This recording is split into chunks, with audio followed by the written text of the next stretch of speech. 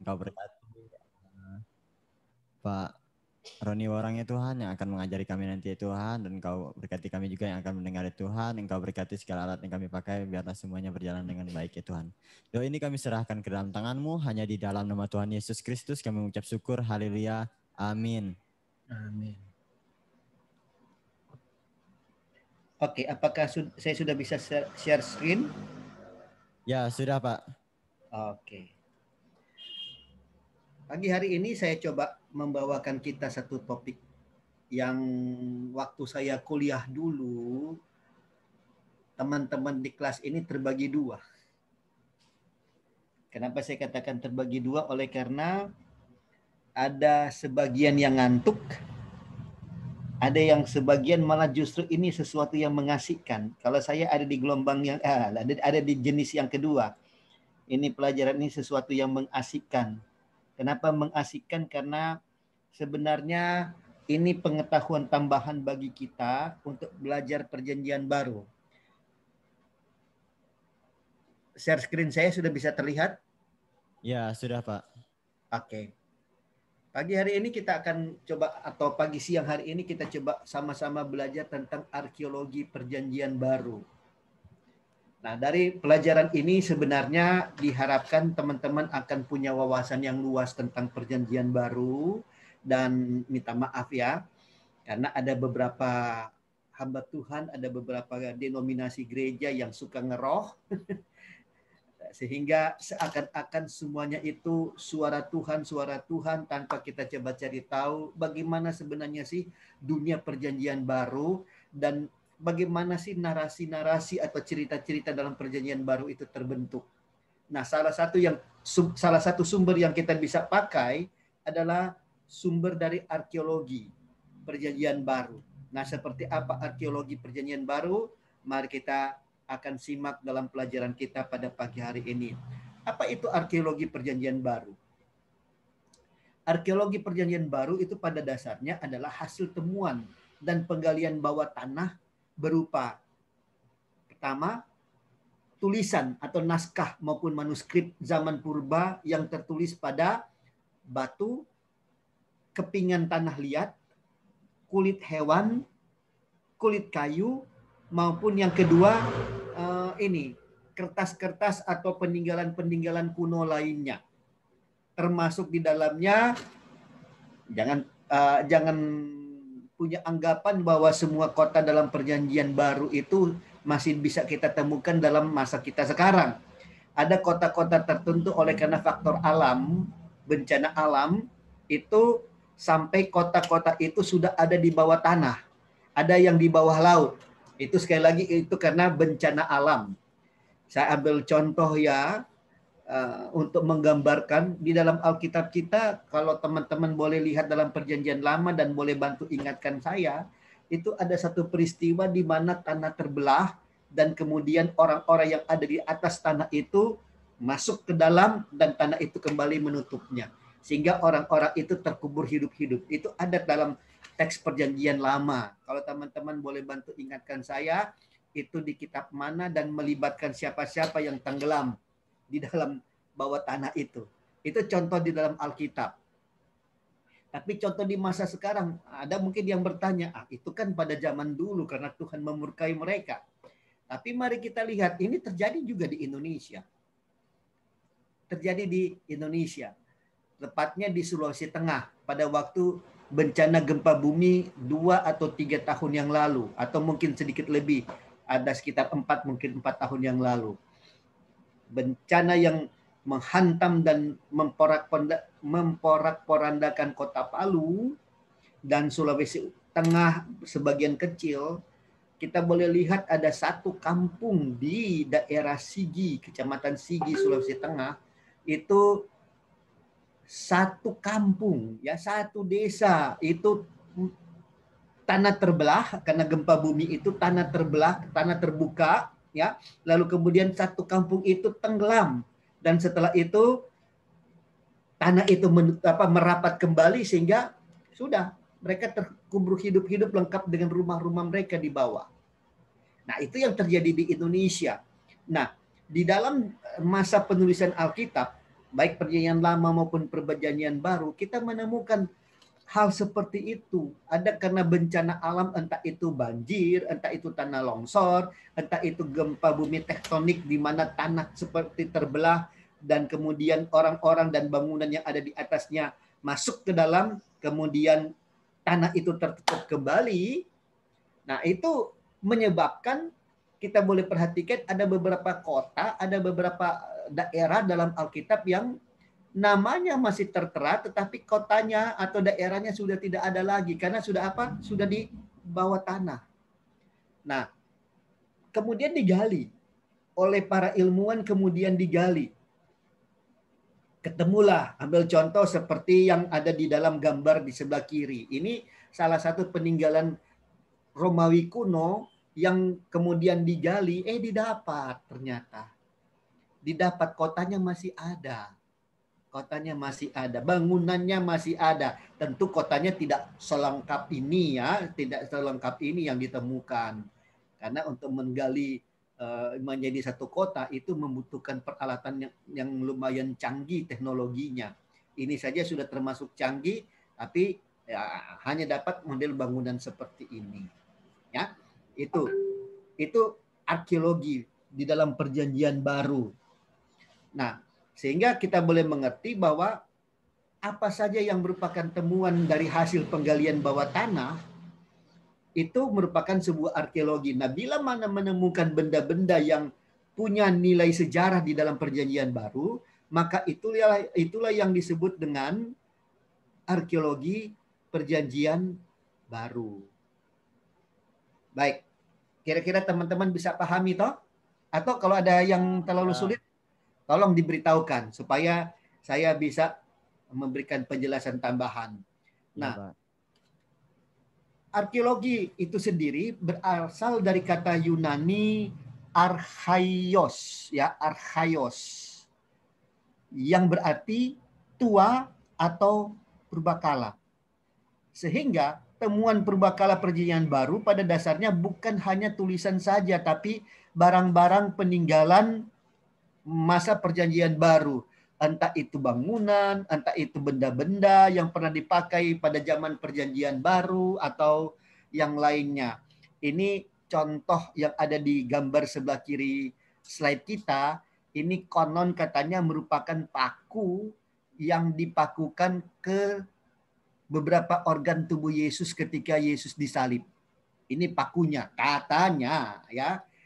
Nah, kita hanya menyerahkan saja kebenarannya kepada ahli arkeologi. Karena ini temuan yang diperkirakan, inilah paku yang ditancapkan ke organ-organ, ke tangan, ke kaki daripada Yesus ketika dia disalib. Itu ternyata ada. Jangankan paku, ternyata juga katanya ditemukan kain kafan yang dipakai untuk membungkus mayat Yesus pada waktu itu. Ya. Ini temuan-temuan yang sangat bersejarah. Nah, dari hal ini, dari dua definisi tadi, saya harap teman-teman ada yang, ya jangan semua tidurlah. Ada yang mulai tertarik, oh begitu tuh arkeologi perjanjian baru. Atau mungkin ada juga yang mungkin mulai berdoa, Tuhan, saya mau ikut deh dengan tim arkeologi perjanjian baru. Buka jalan, temukan dengan orang-orang yang tepat, silahkan.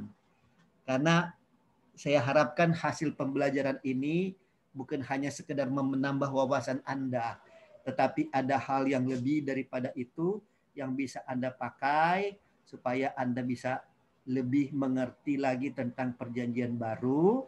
Ketika Anda khotbah, jangan sedikit-sedikit ngeroh, ya, tapi Anda bisa mengutarakan kisah di balik catatan-catatan atau cerita-cerita atau narasi-narasi yang ada dalam perjanjian baru, ya.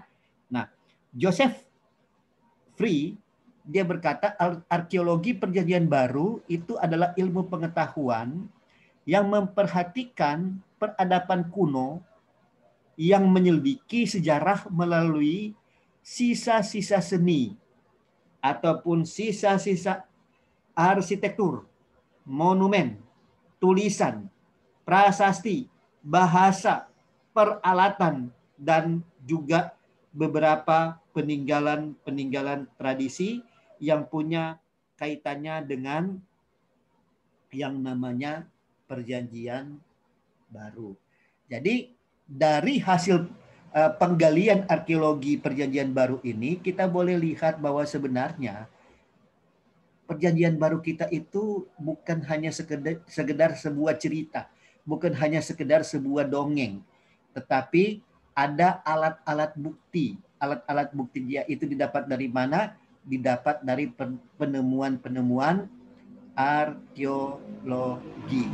Dengan temuan-temuan arkeologi ini, kita bisa mengerti latar belakang di balik kisah, latar belakang di balik cerita-cerita yang tertulis di dalam perjanjian baru.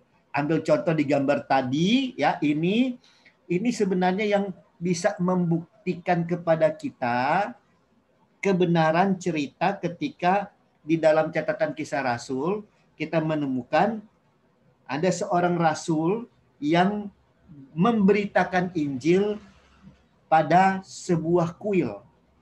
Itu ya, kuil dewa Artemis kalau saya tidak salah ingat. Itu dia yang terjadi pada waktu penulisan perjanjian baru.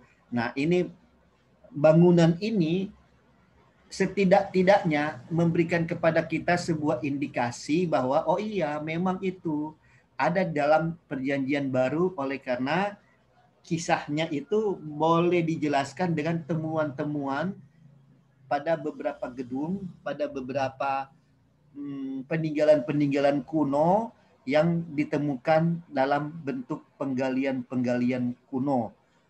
Itu ya. Nah, ini makanya saya katakan sebenarnya ya mata kuliah ini atau pelajaran ini bisa membuat kita ngantuk, tapi juga kalau kita bisa menangkap dengan baik, wow, ini sesuatu yang mengasihkan. Bahkan mungkin ada beberapa teman-teman yang mulai penasaran, oh enak juga menyelidiki arkeologi ini. Nah, silakan kalau memang teman-teman ada yang berminat seperti itu, setelah selesai ini bisa menghubungi sekolah-sekolah teologi, sekolah-sekolah Alkitab yang dekat tentunya dengan teman-teman, sehingga teman-teman bisa belajar lebih lanjut tentang arkeologi ini. Gitu. Karena pelajaran arkeologi ini sampai tingkat S3 itu ada. Khususnya untuk yang mempelajari yang konsentrasi di bidang naskah-naskah kuno dalam Alkitab. Gitu. Ya, itu bisa dipelajari. Nah, ini salah satu contoh temuan teks perjanjian baru yang ditemukan oleh para ahli arkeologi. Ini salah satu teksnya ya. Nah, jadi teman-teman boleh perhatikan bahwa tidak mudah untuk menjadikan 27 kitab dalam perjanjian baru sebagai sebuah buku yang kita boleh nikmati sekarang ya, yang kita boleh pegang, yang kita boleh bawa-bawa, baik itu dalam bentuk buku maupun dalam bentuk elektronik yang sudah dapat di-download di HP kita. Nah, ini tidak mudah untuk menghasilkan. Nah, karena itu tolong, ini bukan hal yang mudah untuk menemukan teks-teks ini kembali, karena sebagaimana yang saya sudah katakan di kelas kita awal, mudah-mudahan perkataan saya itu bukan sesuatu yang menyebabkan Anda penasaran ya. Oke, teman-teman minta maaf, saya mungkin boleh matikan dulu yang rekaman. Saya mau terima telepon dulu. Iya, Pak. Oke.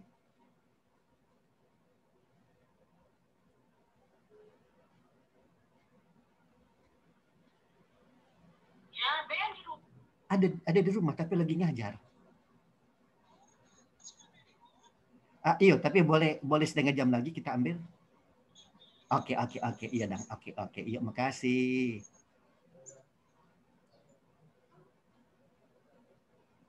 Oke, baik, sudah selesai. Bisa lanjut dan rekaman lagi. Oke. Ya, Pak. Nah, teks perjanjian baru temuan arkeologi akan kita pelajari sekarang. Nah, naskah berbahasa Yunani. Itu yang pertama. Jadi teks perjanjian baru yang kita temukan itu sekali lagi bukan dalam bentuk teks yang utuh di mana kita bisa lihat dari kitab Matius sampai kitab Wahyu. Tidak. Itu penggalan-penggalan.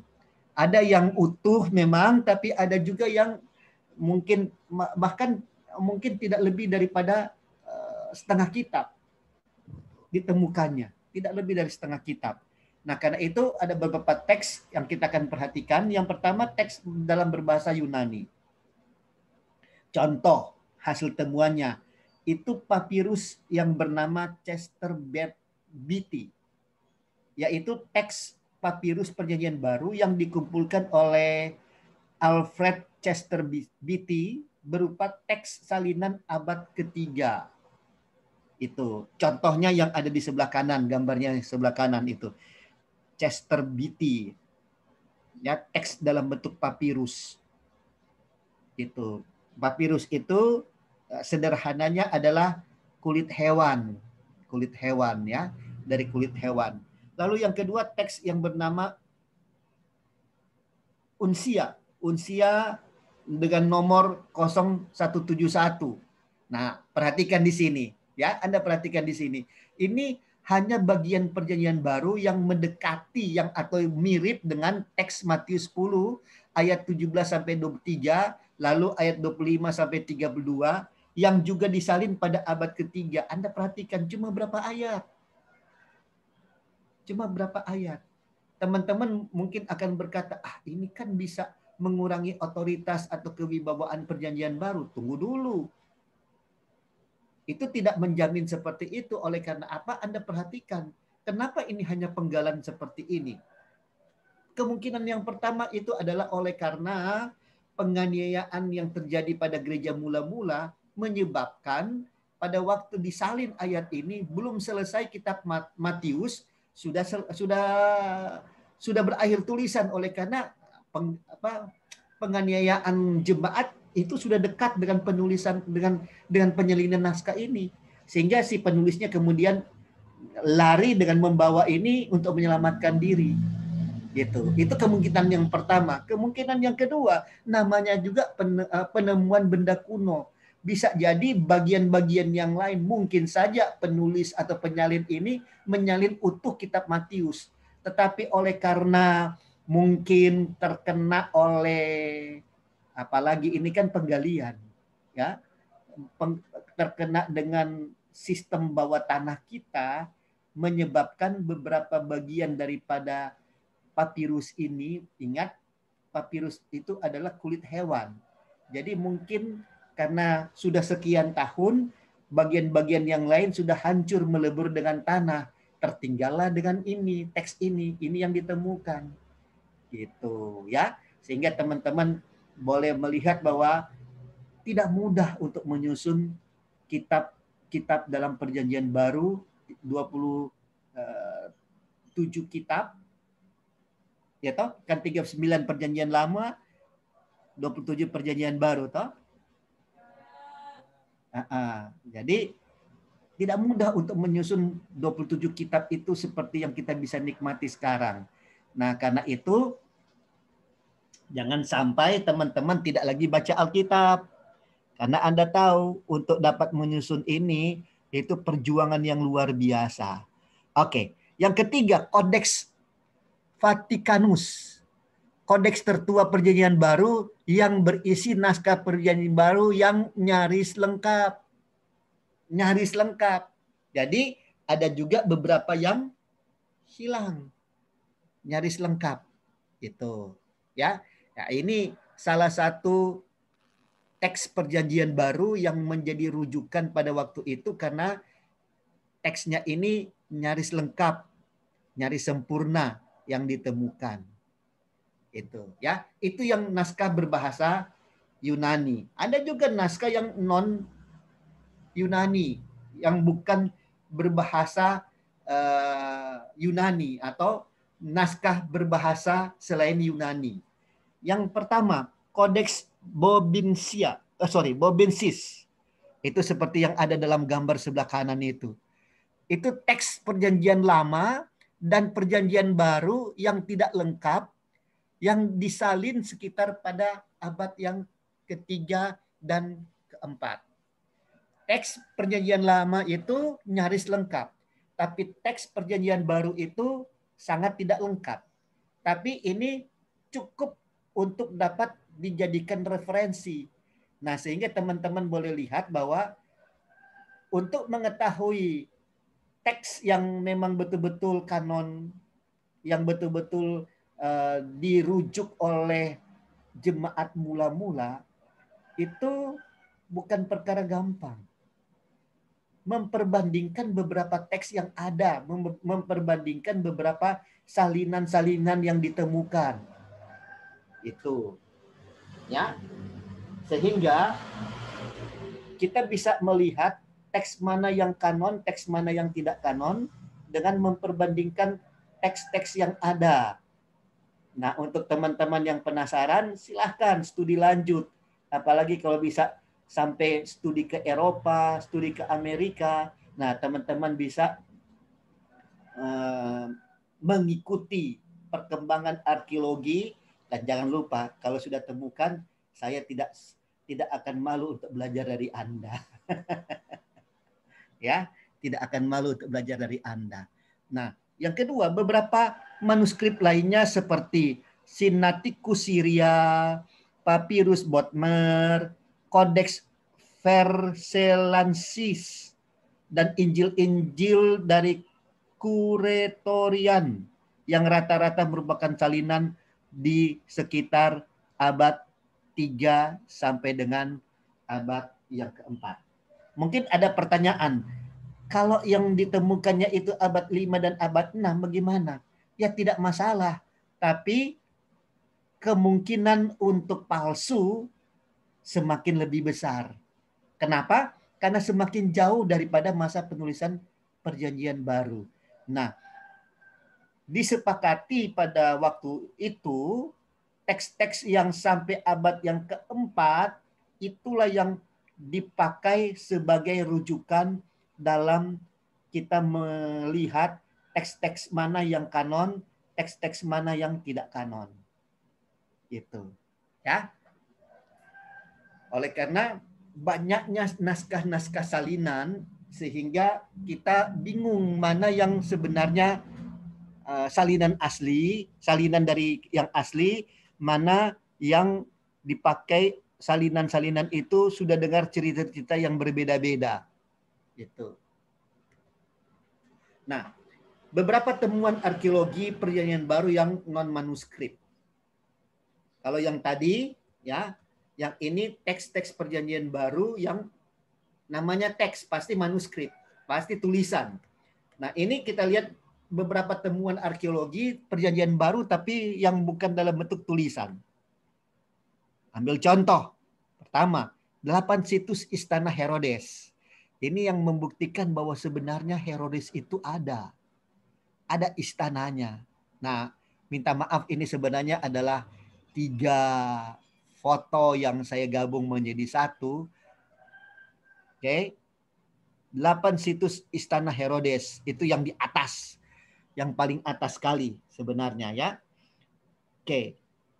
Itu ditemukan pada tahun 2015 lalu di pintu gerbang Yafa, Yerusalem, yang diperkirakan juga sebagai tempat Yesus diadili oleh Pilatus. Gitu. Ya, pintu gerbang Jaffa ini sebenarnya masih ada di Yerusalem. Teman-teman yang suka melakukan ziarah ke Yerusalem pasti bisa menemukan pintu gerbang Yafa ini. Nah, di bawah pintu gerbang itulah para arkeolog menemukan ini pintu, maksud saya 8 situs istana Herodes itu. Yang kedua, rumah tinggal Yesus sewaktu masa pengasuhan di Nazaret.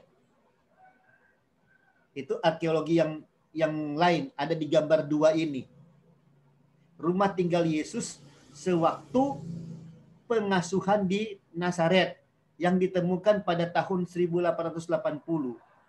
Tapi baru dipublikasikan karena orang pada waktu itu tidak yakin, jangan-jangan ini barang lain, ya. Jadi terus digali, terus diselidiki. Nah, ketika para ahli sudah merasa, oh iya betul, ini akurat, baru kemudian dipublikasikan pada tahun 2006 yang lalu, ya. Lama ya, 1880 baru diakui secara umum tahun 2006. Karena dicek kembali kebenarannya, jangan-jangan salah. Gitu, ya. Yang ketiga, paku-paku yang diyakini dipakai pada penyaliban Yesus. Itu yang ada di gambar paling bawah atau besarnya tadi yang saya sudah tunjukkan kepada teman-teman pada slide yang terdahulu. Oke, itu 8 situs istana Herodes dengan rumah tinggal Yesus dan paku-paku yang diyakini dipakai pada penyaliban Tuhan Yesus. Nah, ada juga ditemukan beberapa barang yang pernah dipakai Yesus. Ambil contoh yang saya sudah sebut tadi, kain kafan Yesus. Itu ditemukan pada tahun 1335 yang lalu. Kemudian disimpan di gereja katedral yang ada di Turin, Italia. Nah, kalau teman-teman penasaran dan punya duit untuk ke Italia, silahkan kunjungi gereja katedral Turin. Tanya saja di sana dan Anda bisa minta izin. Minta izin dong, saya mau lihat seperti apa sih kain kafan Tuhan Yesus. Nah, ini gambar ini merupakan gambar yang coba difoto dari kain kafan Tuhan Yesus, dan memang ada seperti bayangan tubuh manusia, ya, tubuh orang yang diperkirakan, ya itulah bentuk tubuh Yesus ketika dia mati di kayu salib dan kemudian dia dikuburkan. Oke, selain daripada kain kafan, juga ada beberapa peralatan yang diyakini dipakai oleh Yesus pada perjamuan terakhir, ya, atau Last Supper yang kita kenal sekarang dengan istilah di gereja kita masing-masing perjamuan kudus atau perjamuan suci. Dan saat ini tersimpan rapi pada salah satu ruangan gereja katedral, bukan lagi di Italia, tetapi di Valencia, Spanyol. Jadi kalau teman-teman penasaran, silahkan. Kalau yang punya duit, silahkan ke Spanyol. Coba cari gereja katedral yang ada di kota Valencia. Anda bisa minta izin, boleh dong, saya mau lihat seperti apa sih cawan yang dipakai oleh Tuhan Yesus ketika perjamuan terakhir yang dia lakukan bersama dengan murid-muridnya. Ya, Last Supper gitu, ya. Ini beberapa hasil temuan yang yang sangat berjasa yang diperoleh dari hasil arkeologi, hasil penggalian. Oke, sampai di sini ada pertanyaan dulu? Nggak ada, Pak. Ya, saya materi cuma sampai di situ saja.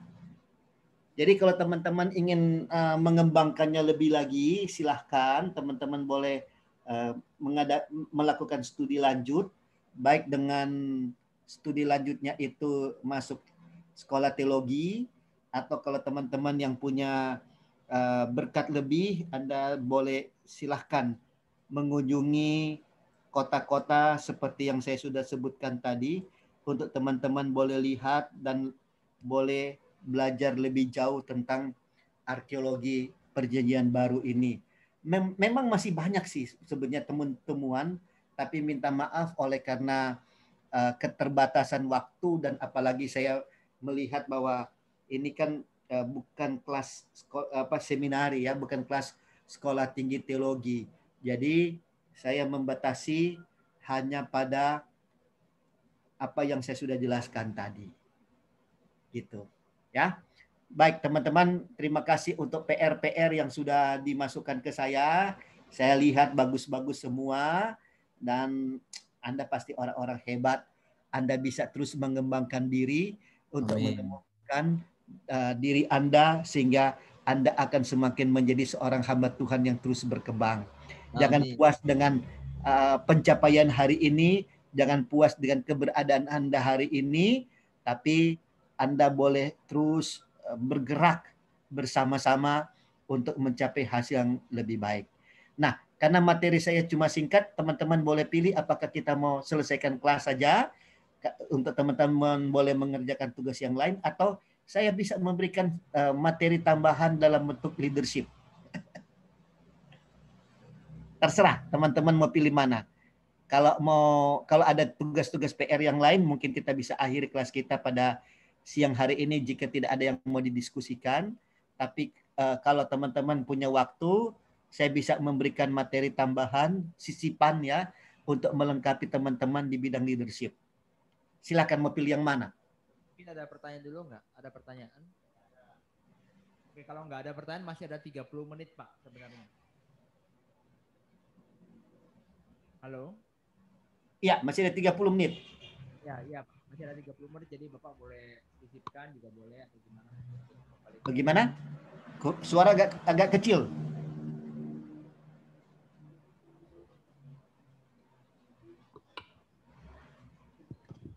Iya, maksudnya Bapak boleh sisipkan materi baru atau gimana, jadi kembali ke Bapak aja. Oke, kalau begitu. Siap. Saya sisipkan dulu materi leadership yang sekiranya bisa semakin memperlengkapi teman-teman di dalam menjalankan tugas kepemimpinan. Oke, saya share screen lagi yang lain ya. Iya, Pak.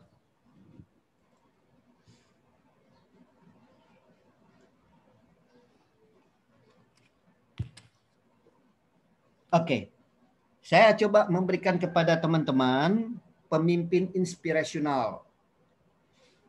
Pemimpin inspirasional. Seperti apakah pemimpin inspirasional? Nah, kita beranjak dulu dari sebuah premis kepemimpinan.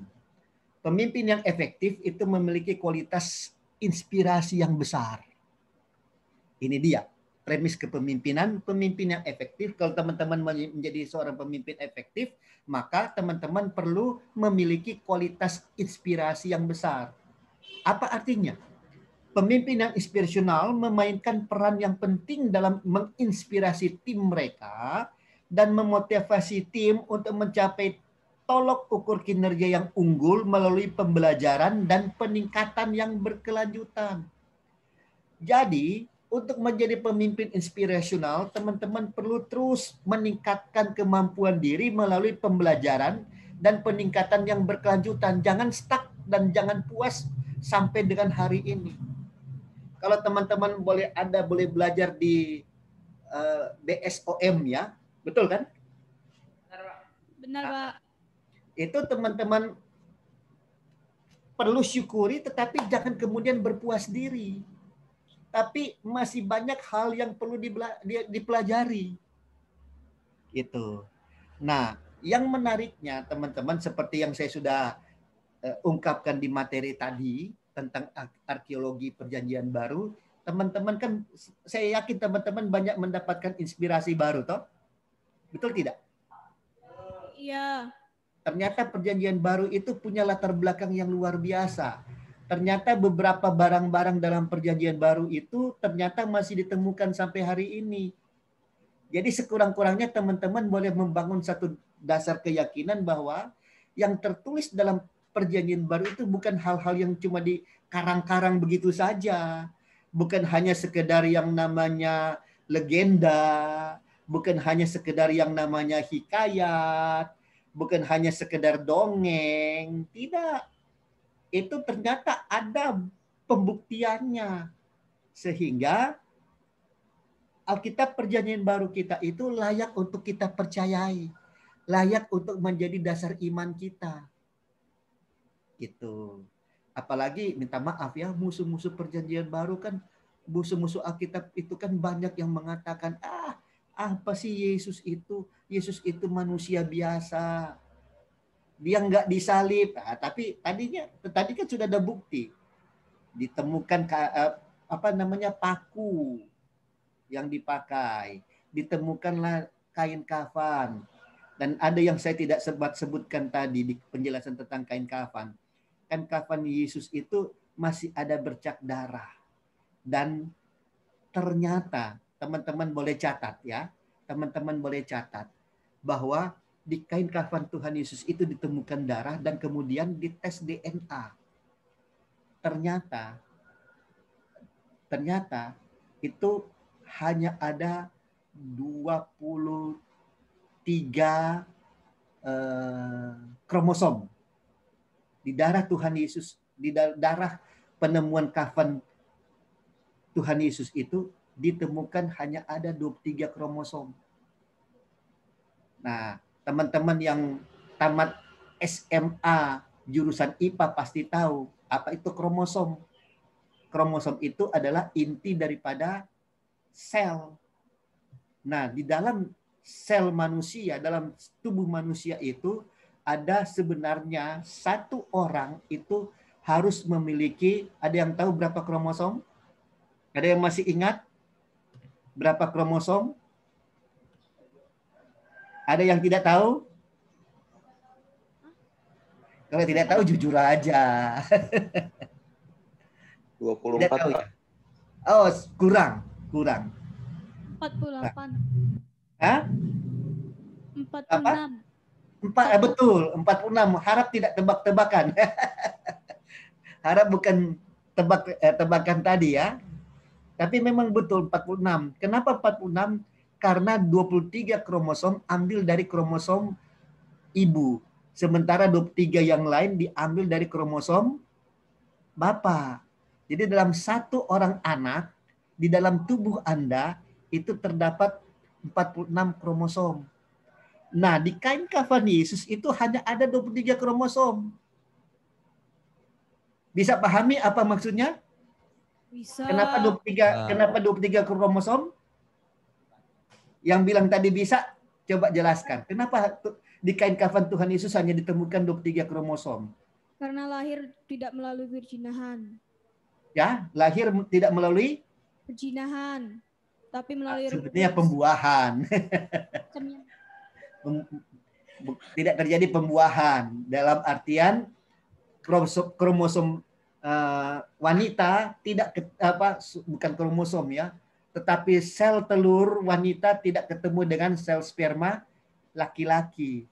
Karena dikatakan dalam Alkitab kita Perjanjian Baru itu dikandung oleh Roh Kudus. Roh Kudus itu roh, tidak punya kromosom, tidak punya gen. Gitu. Nah, itu yang meyakinkan orang, para ahli Perjanjian Baru bahwa ini kain kafan aslinya Tuhan Yesus. Karena ada bercak darah, dan bercak darah itu setelah dites di laboratorium memang hanya punya 23 kromosom, bukan 46. Gitu. Jadi ini bisa kita pakai untuk membantah musuh-musuh Injil yang mengatakan Yesus itu bukan Tuhan. Kalau dia bukan Tuhan pasti kromosomnya 46. Tapi yang ditemukan di kain kafan Tuhan Yesus kromosomnya hanya 23. Gitu ya. Nah, sekali lagi itu hasil dari pembelajaran dan peningkatan diri Anda yang berkelanjutan. Anda bisa dapatkan seperti itu. Kalau saya bisa menceritakan Anda tentang latar belakang perjanjian baru bukan karena saya orang pintar. Jangan salah artikan. Tetapi karena saya itu seorang pembelajar yang terus belajar. Beda orang pintar dengan pembelajar ya. Kalau pembelajar itu orang yang tidak tahu apa-apa. Tapi kemudian menjadi tahu. Tapi kalau orang pintar ya memang dari sononya pintar. Oke, nah kita lihat dulu pengertian pemimpin inspirasional. Mudah-mudahan cukup waktu. Oh ya, masih cukup.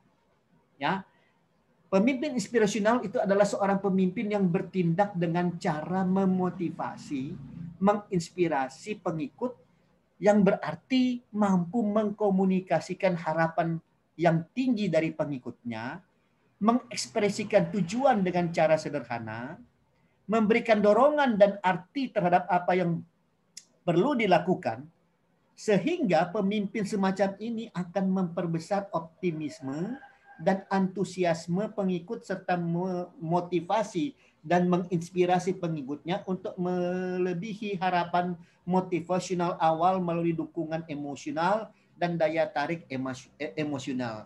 Nah, kalau baca definisi ini saya yakin Anda pusing. Sederhananya begini. Pemimpin inspirasional itu adalah pemimpin yang mampu menularkan emosi positif kepada orang lain. Apa itu emosi positif? Emosi yang membangkitkan semangat, yang membangkitkan inspirasi baru bagi orang lain. Ada juga emosi negatif, ya. Ada emosi negatif. Nah, orang yang bisa mempengaruhi orang lain dengan emosional negatif itu kita kenal dengan namanya, ada yang tahu? Dengan nama provokator. Jadi itu bedanya. Orang yang memberi inspirasi itu pasti menularkan emosional positif. Tetapi orang yang provokator itu pasti menularkan emosi yang negatif. Kebencian, tidak mau bersatu, atau suka melawan. Nah itu emosi-emosi negatif. Tetapi emosi positif itu memberikan inspirasi. Oh iya ya, saya harus bikin seperti ini. Oh iya, ini cara yang saya cari-cari. Nah itu baru yang namanya inspirasional. Oke? Nah, keunggulan pemimpin inspiratif. Pertama, mampu dan punya kekuatan visioner dalam mengartikulasikan visi kepada tim. Itu keunggulannya. Yang pertama. Kedua, punya kemampuan dan keahlian strategis dalam mengembangkan misi atau rencana aksi untuk organisasi atau untuk pemimpin untuk perusahaan yang dia pimpin. Nah, teman-teman akan memimpin apa? Rata-rata kita akan memimpin gereja, umat Tuhan. Maka teman-teman harus memiliki kemampuan dan keahlian strategis. Kemampuan dan keahlian yang siap pakai. Gitu, ya. Nah, apa yang teman-teman terima di BSOM ini, teman-teman bisa lakukan dalam pelayanan-pelayanan kemudian nanti. Karena kalau tidak bisa dilakukan, itu percuma. Oke? Yang ketiga, keunggulan pemimpin inspiratif adalah seberapa baik mereka dalam menerapkan arah untuk tim dan memimpin tim ke arah itu dengan penerimaan anggota tim. Anda perhatikan, hal-hal yang merupakan inspirasi bagi orang lain itu harus terlebih dahulu dapat diterima oleh anggota. Karena kalau orang lain tidak terima, itu pasti bukan inspirasi. Oke? Yang keempat, cara terbaik mereka dapat menunjukkan kualitas dan kekuatan pribadi mereka.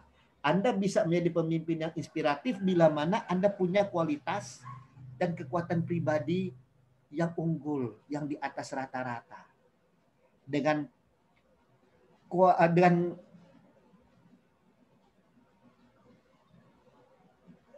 kualitas dan kekuatan pribadi yang unggul, maka teman-teman layak disebut pemimpin. Yang kelima, keunggulan pemimpin inspiratif adalah efektivitas mereka dalam bekerja bersama dengan orang lain. Seorang pemimpin inspiratif pasti bisa bekerja sama dengan orang lain. Karena justru dengan hal itu, maka orang lain bisa mengikut Anda. Yang keenam, keunggulan pemimpin inspiratif tercermin dari seberapa lancar dan efisien mereka dapat mengelola layanan. Dan yang terakhir, kontribusi mereka, ya, kontribusi pemimpin inspiratif itu terhadap peningkatan layanan dan peningkatan kualitas layanan untuk mencapai standar layanan yang unggul. Ingat, sekarang definisi pemimpin itu bukan lagi bos, tetapi pelayan. Nah, seorang pemimpin yang inspiratif akan terbukti ketika mereka bisa memberikan kontribusi terhadap peningkatan layanan dan peningkatan kualitas layanan sehingga tercapai standar layanan yang unggul. Ini yang dikenal dalam bahasa kepemimpinan sebagai excellent service.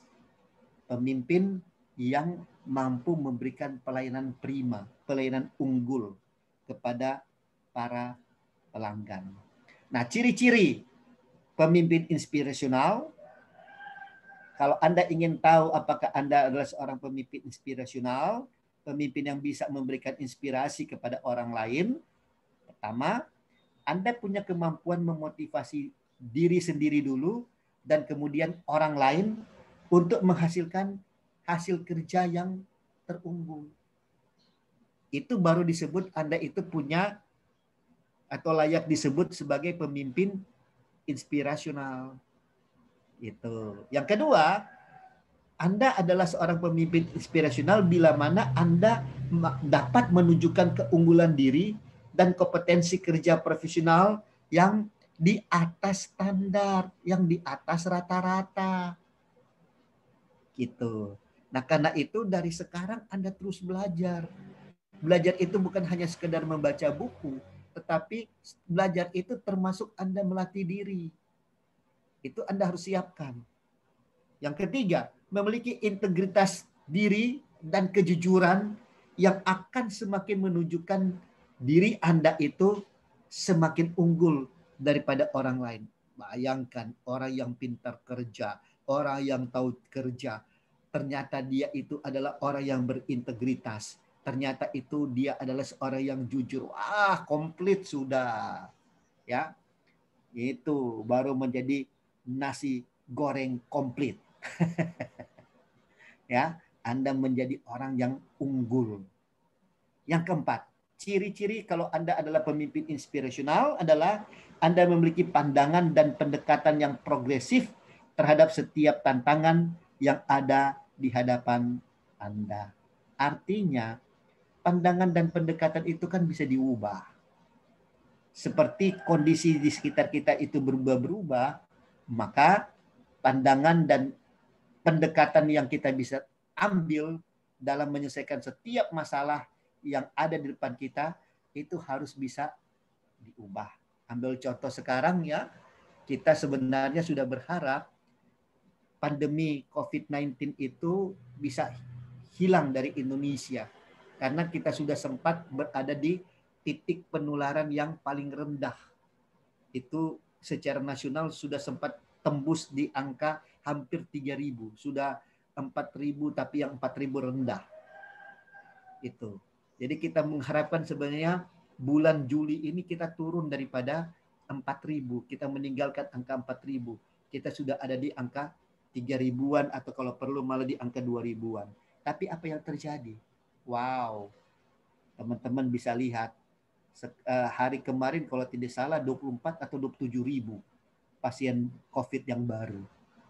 Ya. Nah, dari ini kita boleh lihat bahwa situasi COVID ini mengubah kembali segala-galanya. Kita kemudian diberlakukan sekarang PPKM darurat. Gitu. Nah, mudah-mudahan angka penularan di Singkawang tidak naik seperti di kota-kota lain. Di Sulawesi Utara sekarang kembali melonjak. Pada bulan Juni kemarin, sepanjang bulan Mei itu di Sulawesi Utara itu cuma ada 2, cuma ada 3 yang kasus baru. Tetapi hari kemarin 143 orang penderita COVID yang baru di Sulawesi Utara. Nah, sehingga kelas-kelas kembali online. Nah, teman-teman yang di Singkawang saya lihat di sini ada yang kumpul di kelas. Nah, kalau ya mudah-mudahan di daerah Anda angka COVID tidak tinggi sehingga kelas ini tetap boleh berjalan di kelas. Karena kalau tidak ya kita belajar sepenuhnya di Zoom. Oke. Itu yang saya bisa bagikan untuk hari ini. Ini kayaknya juga ini waktu sudah cukup ya. Sudah cukup untuk waktu kita untuk siang hari ini. Terima kasih untuk partisipasi teman-teman. Boleh duduk dengar. Mudah-mudahan apa yang saya bisa berikan hari ini baik dalam bentuk tambahan untuk leadership maupun juga untuk perjanjian baru, teman-teman banyak mendapatkan inspirasi baru banyak mendapatkan wawasan baru sehingga teman-teman akan semakin lebih unggul dibandingkan dengan teman-teman yang lain. Terima kasih. Cukup sekian. Kalau tidak ada pertanyaan yang mau ditanya, mungkin bisa ditutup dengan doa. Silakan. Oke, terima kasih ya Pak. Kalau nggak ada pertanyaan, kita langsung tutup. Silakan yang pegang mic berdoa. Baiklah, mari kita tutup doa. Kembali